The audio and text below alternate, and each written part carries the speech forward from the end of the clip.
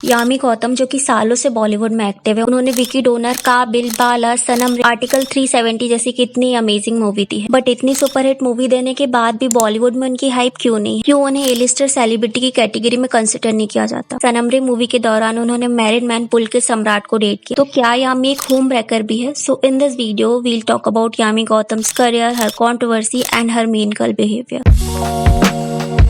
सो यामी का बर्थ 28 नवंबर 1988 को हुआ था। उनके फादर मुकेश गौतम है, जो कि एक बिग पंजाबी फिल्म डायरेक्टर है। उन्होंने अखियां उड़ारियां, एक नूर एंड कुका नूर जैसी पंजाबी फिल्म्स डायरेक्ट करी हैं। ऑल्सो वो पीएनसी पंजाबी नेटवर्क के चीफ एडवाइजर भी हैं। एंड रिसेंटली उन्हें नेशनल अवार्ड भी मिला था। तो अब आप लोग ये सोच रहे होंगे कि यामी एक नेपो किड है। तो देखो, यामी के फादर ने अपनी फर्स्ट मूवी एंड अपना फर्स्ट चैनल 2008 में क्रिएट किया था। एंड सेम ईयर यामी भी टेलीविजन सीरियल्स में आई थी। सो हम यहाँ ये नहीं बोल सकते कि स्टार्टिंग में यामी अपने फादर के कनेक्शन के थ्रू टेलीविजन में आई, बट बाद में मे बी उन्होंने सपोर्ट किया होगा। बट यस, अगर आपके पास टैलेंट है तो कोई आपके प्रिविलेज के बारे में बात नहीं करेगा। जैसे विकी कौशल भी प्रिविलेज है, बट ऑलवेज उनके टैलेंट पे फोकस किया जाता है। तो यामी ने 2008 में अपने टेलीविजन करियर की शुरुआत करी थी एंड 2008 से 2010 के बीच उन्होंने काफी सारे टीवी शोज करे, जैसे चांद के पार चलो, राजकुमार आर्यन, सीआईडी, ये प्यार ना होगा कम, मीठी छुरी, नंबर 1 एंड किचन चैंपियन। सो 2010 के टाइम में यामी ने अपना मूवी में डेब्यू किया। उनकी फर्स्ट मूवी कन्नडा मूवी थी। उसके बाद 2011 में उन्होंने 2 मूवी करी। एक मूवी तो उनके फादर ने ही डायरेक्ट करी, जो थी एक नूर, एंड सेकंड उन्होंने तेलुगु मूवी करी थी। बट 2012 में उन्होंने बॉलीवुड में डेब्यू किया विकी डोनर मूवी से, जिसमें उनके अपोजिट आयुष्मान खुराना थे। एंड ये मूवी बॉक्स ऑफिस सक्सेस थी।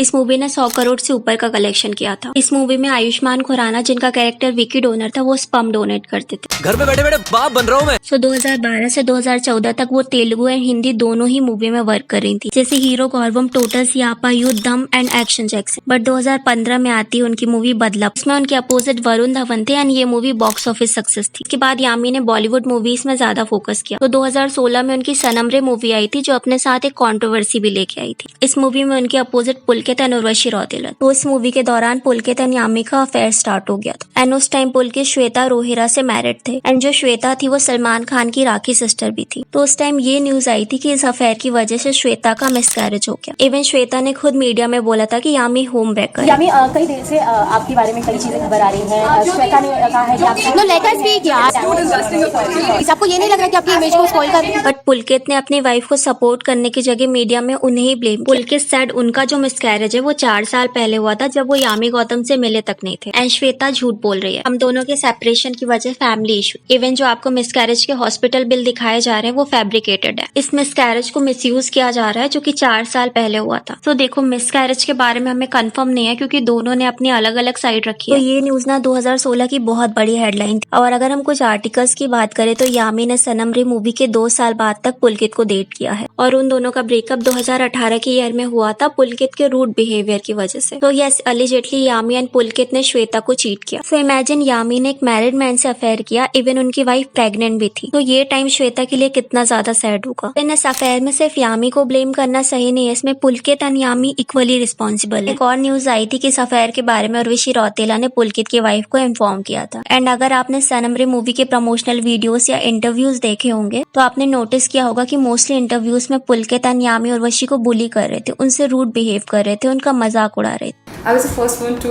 join the cast. I mean, that time the cast wasn't decided who was going to play what. That's what was told to everybody. That I got this film because of Love Dose. So bad in that relation.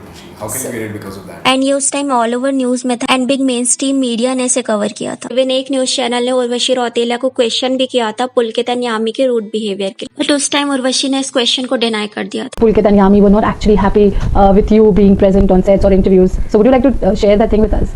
You should ask to them. You know, how will I be able to answer? So now this makes sense कि उर्वशी को क्यों बुली किया जा रहा था। So back to यामी's career, 2016 से 2018 तक यामी ने 5 मूवी करी, which is तमिल, सेल्वलुम, काबिल, सरकार थी एंड बत्ती गुल मीटर चालू, जिसमें से आपको काबिल मूवी याद होगी। ये मूवी बॉक्स ऑफिस सक्सेस थी and this movie is about 2 blind people जिन्हें प्यार हो जाता है। चुके देख रही हूँ। मैंने तो तुम्हें बिना छुई देख लिया। बट लेटर सुप्रिया, जो कि यामी का कैरेक्टर था, उससे असॉल्ट किया जाता है। इसकी वजह से वो फाइट कर लेती है एंड देन उसका हस्बैंड उसका रिवेंज लेता है। ये मूवी 35 करोड़ में बनी थी और इस मूवी ने 208 करोड़ का कलेक्शन किया। तो 2019 से 2020 के बीच उन्होंने 3 मूवी करी, which is Uri the surgical strike, Bala and Ginny weds Sunny. इसमें से बाला एंड उरी मूवी ने 100 करोड़ के ऊपर का कलेक्शन किया था एंड गिनी वेट सनी को मिक्स रिव्यू मिले थे। सो 2021 के टाइम पे यामी के साथ एक कंट्रोवर्सी हुई थी। सो हुआ ये था कि यामी के वेडिंग के time big high and designer ने उन्हें इग्नोर किया था। तो अपनी मैरिज के टाइम पे उन्होंने बिग डिजाइनर से कुछ लहंगे मांगे थे वेडिंग के लिए, बट डिजाइनर्स ने कहा कि know that lehenga is not for you. ये खुद यामी ने सोशल मीडिया में शेयर किया था एंड देन फिर उन्होंने अपनी मदर की साड़ी पहनी थी। लोगों ने यामी को इसके लिए अप्रिशिएट भी किया था और उन्हें सिंपैथी भी दी थी और लोगों ने ये भी कहा था कि बॉलीवुड स्मॉल एक्टर्स के साथ पार्शियलिटी करते। तो देखो, अगर हम डिजाइनर्स के साइड की स्टोरी देखें तो यामी डिजाइनर से लहंगा परचेस करने की बात नहीं करी थी, वो डिजाइनर के साथ कोलैबोरेशन की बात करी थी ताकि यामी को लहंगा प्रमोशन के लिए फ्री में मिले एंड डिजाइनर को इनसे बेनिफिट और लोगों के बीच लहंगे की डिमांड। बट यहाँ ये हो सकता है कि डिजाइनर को यामी के साथ डील प्रॉफिटेबल ना लग रही हो। उनको ये लगा होगा कि यामी के साथ कोलैबोरेशन से उनके पास उतने कस्टमर ना आए, क्योंकि डिजाइनर बहुत अच्छे से जानते कि कौन सा एक्टर या एक्ट्रेस उनके लिए प्रॉफिटेबल रहेगा। सो आई फील कि यामी को अगर वो लहंगा इतना पसंद आया था तो वो उसे बाय भी कर सकती थी। तो 2021 से 2025 के बीच यामी ने अपने मूवीज को लेकर एक्सपेरिमेंट करी। अब वो फीमेल लीड मूवी को ज्यादा प्रेफर कर रही थी या ऐसी मूवी प्रेफर कर रही थी जिनमें उनका स्क्रीन टाइम ज्यादा हो, जैसे थर्सडे मूवी जिसमें यामी के अलावा नेहा धूपिया एंड डिम्पल कपाड़िया थी। उसके बाद उन्होंने 10वीं मूवी करी जिनमें उनका पुलिस ऑफिसर का रोल था। हमारे कलाम साहब ने भी तो कहा था,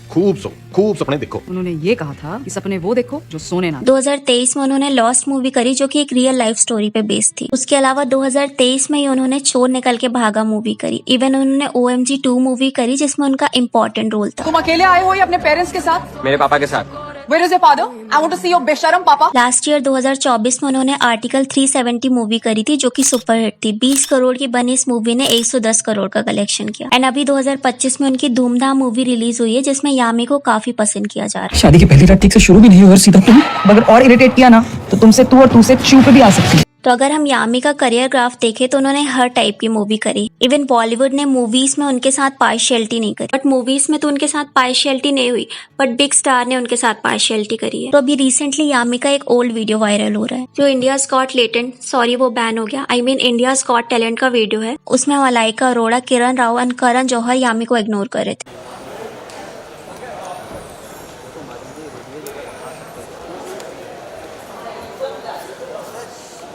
ऐसे हम करण जौहर या मलाइका अरोड़ा से क्या ही उम्मीद कर सकते हैं, क्योंकि वो सिर्फ बिग बॉलीवुड सेलेब्स के साथ ही हैंग आउट करते हैं। तो अब हमारा ये क्वेश्चन आता है कि यामी की एक्टिंग इतनी अच्छी, उन्हें इतनी अच्छी स्क्रिप्ट में वर्क करने का मौका मिला, उन्हें इतने बिग हीरोज जैसे अक्षय कुमार, अजय देवगन, ऋतिक रोशन, वरुण धवन, विकी कौशल, इवन आयुष्मान खुराना के साथ वर्क करने का मौका मिला। ऑल्सो यामी ने काफी सारी हिट मूवीज भी दी है, तो फिर क्यों यामी को ए लिस्टर हीरोइन की कैटेगरी में नहीं रखा जाता? अब यहाँ ऑडियंस के 2 ओपिनियन है। कुछ का कहना है कि यामी की एक्टिंग अच्छी है एंड कुछ लोगों का कहना है कि यामी सारी मूवी में वही सेम एक्सप्रेशन देती है जो कि इरिटेटिंग लगता है एंड किसी मूवी में वो ओवर रिएक्ट भी करती है, जैसे उन्होंने बाला मूवी में किया था। But in my opinion no doubt Yami की एक्टिंग अमेजिंग है, बट वो सिर्फ सीरियस रोल में ही अच्छे से परफॉर्म कर पाती है। कॉमेडी रोल्स में वो इतने अच्छे से एक्ट नहीं कर पाती, प्लस उनकी डांसिंग स्किल्स भी अच्छी नहीं। आप लोगों को याद होगा तो कटरीना के प्राइम टाइम में उनसे एक्टिंग नहीं आती थी, वो हिंदी भी अच्छे से नहीं बोल पाती थी, बट उनके पास वो चार्म था, वो डांसिंग टैलेंट था जिसकी वजह से लोग उनसे अट्रैक्ट होते थे, उन्हें पसंद करते थे एंड अभी भी लोग उनके चार्म एंड डांसिंग स्किल्स की वजह से उन्हें पसंद करते हैं। एक्टिंग को लेकर उन्हें बहुत कम क्रिटिसाइज किया जाता है। तो बॉलीवुड में ए लिस्टर सेलिब्रिटी होने के लिए आपको सिर्फ अच्छी एक्टिंग स्किल का होना जरूरी नहीं है, आपको हर जॉनरे में परफेक्ट होना चाहिए। आपके पास वो चार्म होना चाहिए ताकि ऑडियंस आपके बारे में बात करे, आपको लोग इजीली भूल ना पाए। जैसे कृति सनन को ही देख लो, ऑल्दो वो अभी भी ए लिस्टर की कैटेगरी में नहीं आती, बट उनके पास चार्म है, टैलेंट है, डांसिंग स्किल,